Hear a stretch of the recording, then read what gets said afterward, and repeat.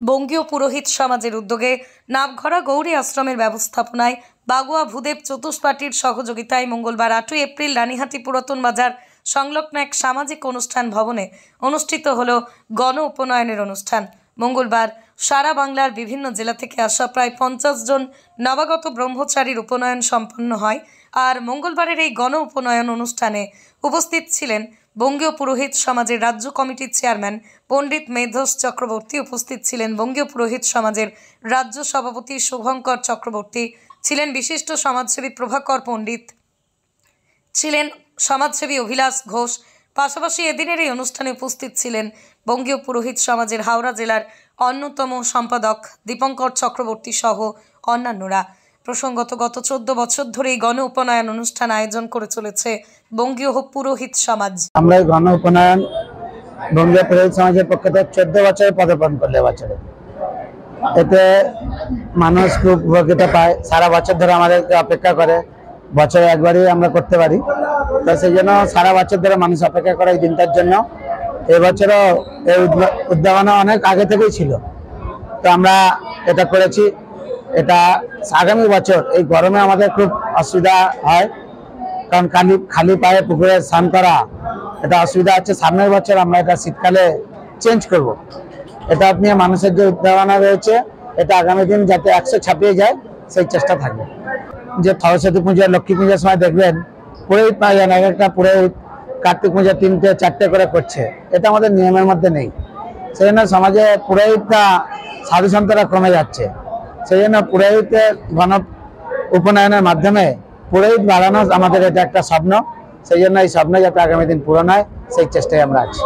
আমাদের এই বঙ্গীয় পুরোহিত সমাজের পরিচালনায় নামঘরা গৌরী আশ্রমের বিশেষ ব্যবস্থাপনায় এবং বিশিষ্ট সমাজসেবী সম্মানীয় প্রভাকর পণ্ডিতের ঐকান্তিক প্রচেষ্টায় এবং বাগুয়া ভূদেব চতুষ্পাটির আহ্বানে 14তম বর্ষের শুভ গণ উপনয়ন। এই উপনয়নে 50 জন অংশগ্রহণ করেছে এবং এই উপনয়নে অংশগ্রহণ করছে হাওড়া, হুগলি, মেদিনীপুর এবং বাঁকুড়া থেকে একজন এসেছেন।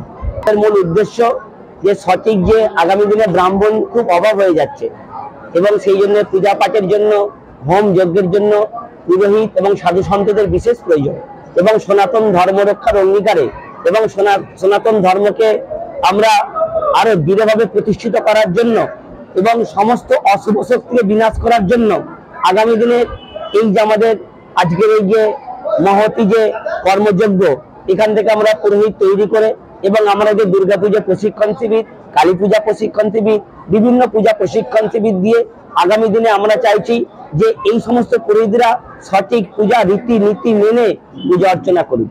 আমাদের তো পুরোহিতরা তো সেভাবে পায় না, সরকার থেকে চিরকাল পুরোহিতরা বঞ্চিত।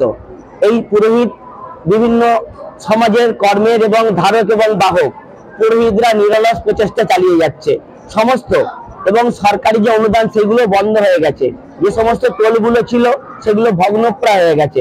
তবু আমরা আমাদের যে সংগঠন আছে এই সংগঠনের পক্ষ থেকে এবং আমরা নিজেদের এবং বিশিষ্ট আমাদের যে সমাজসেবী প্রভাকর বাবুর এবং আমাদের রাজ্য কমিটির চেয়ারম্যান পরিষদের মেধস কুমার চক্রবর্তীর বিশেষ সহায়তায় আমরা নিজেদের থেকে আমরা অর্থ ব্যয় করে আমরা বিভিন্ন গীতা যজ্ঞ এবং বিভিন্নভাবে আমরা দুর্গাপূজা প্রশিক্ষণ শিবির সহ আমরা এইভাবে আমাদের নিজের থেকে খরচ করে আমরা এই মহতি কর্মযজ্ঞ আমরা চালিয়ে যাচ্ছি।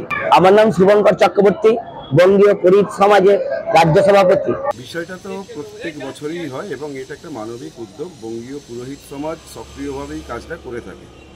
এই যে গণ উপনয়ন, এটা দরকারও আছে। অনেকের মধ্যে দেখা যায় যে উপনয়ন করে উঠতে পারে না, একটা ব্যয় সফল মানে ব্যাপার আর কি, ব্যয়বহুল্য বলে এটাকে আমরা সেইভাবেই সমস্তটাকে নিয়ন্ত্রিত করেই গণ উপনয়নের ব্যবস্থাটা বঙ্গীয় পুরোহিত সমাজের ব্যবস্থায় করা হয়। একটা বড় দিক, প্রচুর ব্যাপ্তি এটা রয়েছে। এবারেও প্রায় 50 জনের উপর আজকে অংশগ্রহণ করেছে এই গণ উপনয়নে। এটার ব্যাপ্তি গোটা হাওড়া জেলা জুড়ে তো আছেই, সারা ওয়েস্ট বেঙ্গলে ওর একটা দিক নির্ণয় হয়।